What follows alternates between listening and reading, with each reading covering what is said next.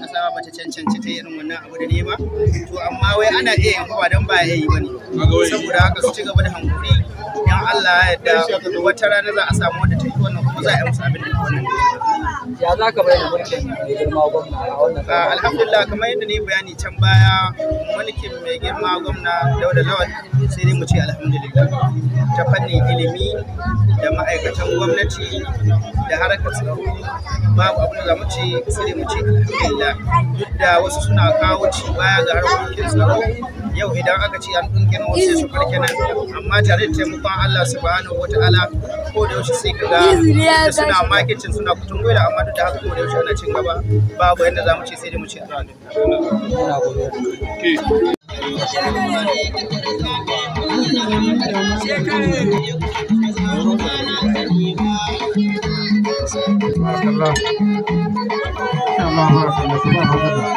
mu tabbatar da abin da kuma cewa fati na dama za mu biya wa ta kuma wannan siyasa suna gina ta inda za a yi ya ba shi shawarar da waɗanda abubuwa da zaiwa fati don domin ci gaban zuwa jam'iyya gare shi. Wani kira za ka yi ga mutanen wannan yanki don su ba goyon baya ganin cewa Allah ya shi iko ne. Kira ga jama'a mutanen yankin da birnin Kaya. Ana ba mu goyon baya 100% zuwa ga tenuwa mai zuwa Allah ya guda mana muna son yankin majalisar yankin Maladi.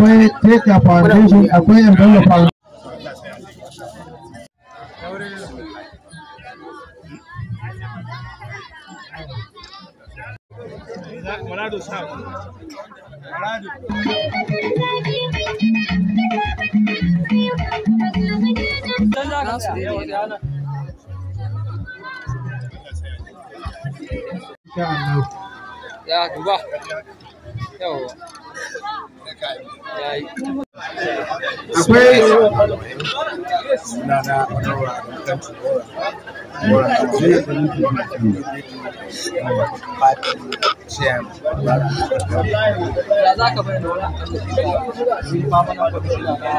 ana da yan tafi da cewa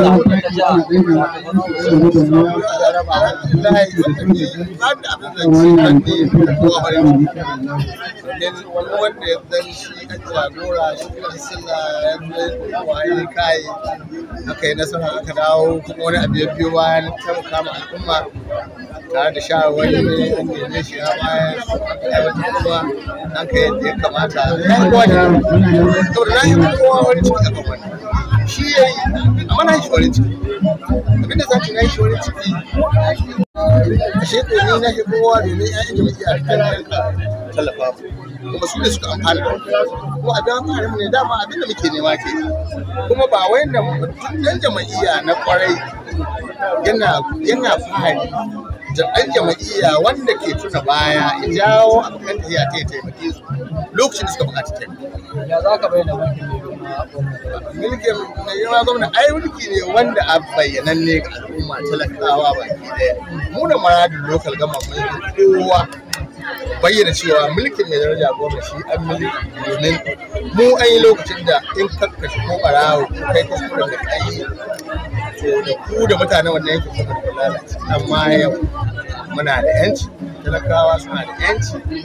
suna iya zuwa su yaƙi ɓarayi ta kowane hanya kuma su kai su ba a cikin ai sai sa albarka ba mu da makami amma ɓarayi suna makami sai ka mu ko ba mu da amma yanzu dama ta dawo ga talakawa su kare kansu su kare yancinsu domin su aka cuta gwamnati na tana iyakar yanzu an haddasa da fitina wadda da yarja gwamna ya zo ya yi tsaye ya kashe kawa domin ya ga cewa ta kare alhamdulillah talakawa sun sani ya yi wai kuma yana cikin wai an kai an kawo ba lokacin da aka asasa an zo da ni a yi to yanzu kuma ya koma ya sake ɗauka wani mataki mai tsauri wanda ya gara cikin ƙasa kuma wanda aka haƙi da harkar tsaro da zarta ya zo kuma ya samu goyon bayan za a zo a yi haɗa gwiwa a zo a yaƙi waɗannan 'yan ta'adda domin a samu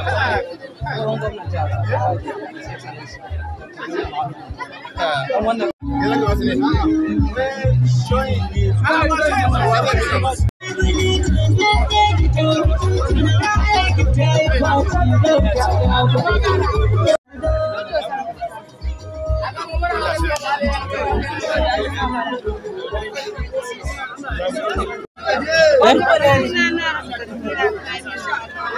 Ya kika ji da an gaba wannan sallah?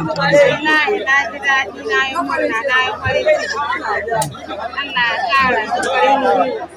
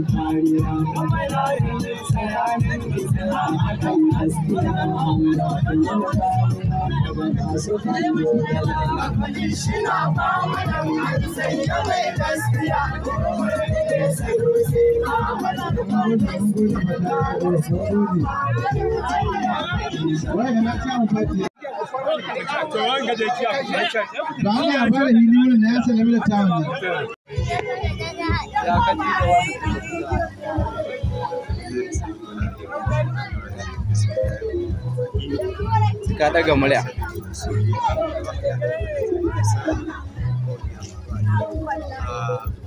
Gaskiya alhamdulillah na ji daɗi kamar irin wannan tambaya na cewa wani irin jin daɗi wajen kaddamar da wannan kaya ko da wannan kaya da mai girma da ma'aikatar tsaro alhamdulillah a nan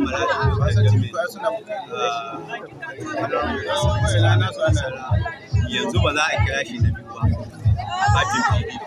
sai dai a kira shi na farko na ɗaya uwa saboda me ya bi irin tarbiyya da halaye irin na mai daraja gwamna domin mai daraja gwamna baya karya bai faɗi abu wanda baya yi hasali ma mu kiran mu ya ce mana mu zo a kaddamar da kaya ga suna a ƙasa kuma duniya ta gani kuma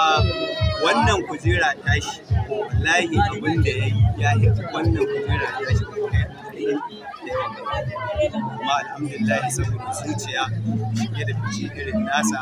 da ganin yadda mutane na yi tururuwa wajen zaɓensa lokacin da ya kama da salam sarki ya nashi shi yasa ya son ya faranta ma al'umma ta maradun ta ɗaya ransu kuma ya fara kuma insha Allah mu da akabinet na kusa gare za mu ci gaba da ba da shawarwari na wato tallafawa bayan haka wato maradun local government muna cikin wani hali na rashin tsaro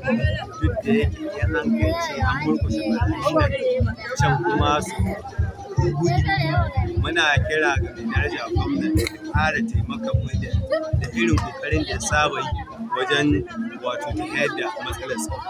domin mai daraja gwamna mutum ne wanda baya bacci baya hankali ne bai kwantawa idan dare yayi yana sauraron al'ummar jihar Zamfara ina ne an samu matsala ina ne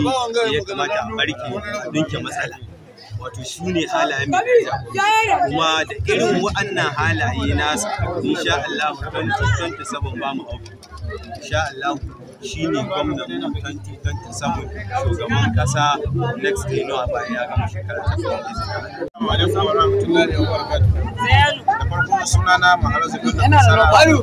kuma na hannun damu kallon wasu musara sannan PRO na jam'iyyar PDP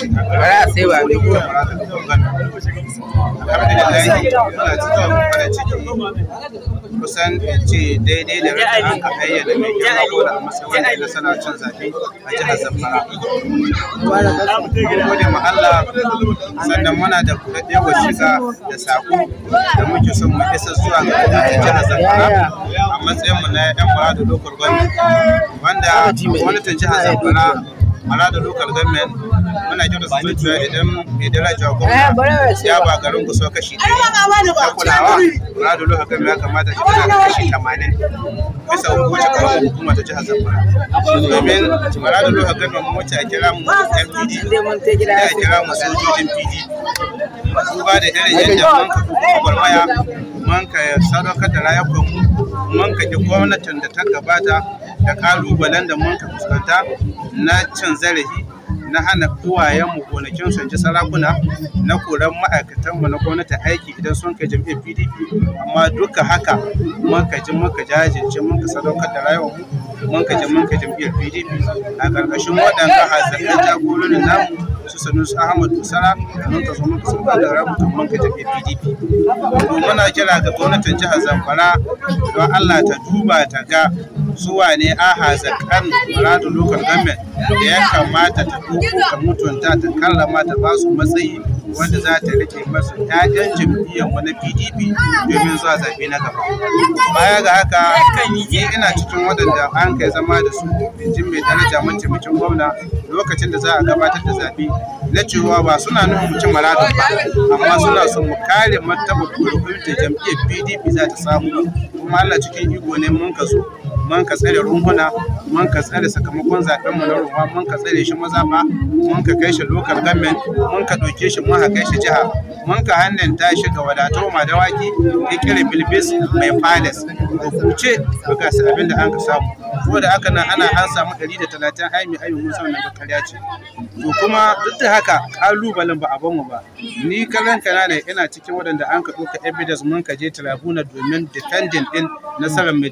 daraja gwamna bayan duk nasarorin gadan mun ka bi nan bisa ga mataki na gaskiya an haga bai ba an haka mu kotu kuma mun ka jajirce wanda mun san a kotun ma an yi mana barazana da rayukanmu da abin kwaɗai na duniya da mi da sauransu amma duk ba mu yi ƙasa a buya ba mun ka yi ƙoƙari mun ka tabbatar da cewa gaskiyar da an ka jiyo halumma ita ce ta zo mazaɓa ita ce ta zo ƙaramin hukuma kuma ita ce ta tabbata kotu kuma ita ce sifirin ku ta ayyana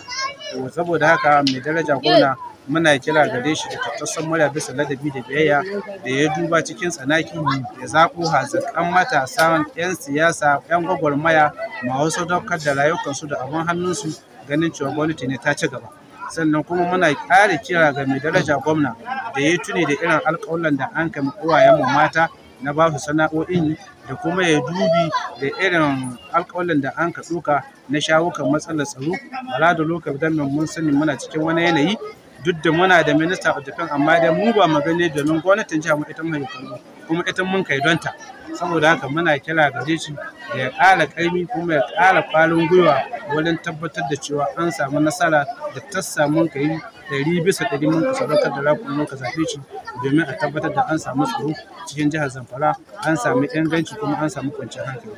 muna yamma gwamnati ne addu'a ubangiji Allah shi ƙara mashi riko da hannayen shi kuma Allah shi ƙara bashi mashawarta na ƙwarai kuma Allah shi ƙara shiga cikin al'amuran mai daraja gwamna akan al'amura na alheri waɗanda ta samu da ƙarshe muna kira da uwayen mu irin shi Tim Marija irin su Banarwa Adamu Kantu da sauran camumai da al'ummar karamin Maradu da kuma mulkin Maradu gaba ɗaya da sun ka ba mu gagarumin goyon baya cikin wannan gari namu na Dusara sun ka taya mu bikin wannan ba da tallafi da mai girma famanan kwamishinan ma'aikatar zaɓe ya yi. Allah shi saka musu da alkhairi, Allah shi mai da kowa gidan shi lahiya. Kuma muna kira da mai daraja gwamna da Allah da a duba, ba mu rena matsayin da Allah ya ba famanan kwamishinan namu ba, amma waɗanda suna ɗaya daga cikin a cewa sun adda matsayi na ƙwarin rike da local government ɗinsu domin a mutunta mutanenmu, kuma a ƙara ma jam'iyyar PDP gwiwa, kuma a riƙe jama'ar PDP da mai daraja gwamnan jihar. Muna fatan Allah ka sa wa mu kira ya isa gare shi, kuma a yi duba cikin tsanaki gare shi, kuma a samu hanyoyin da aka ƙara ƙarfafa ma waɗanda jaruman matasa namu a wannan gwamnati mai albarka. Da shi nake shi a kawai a za a sarrafa Allah shi mai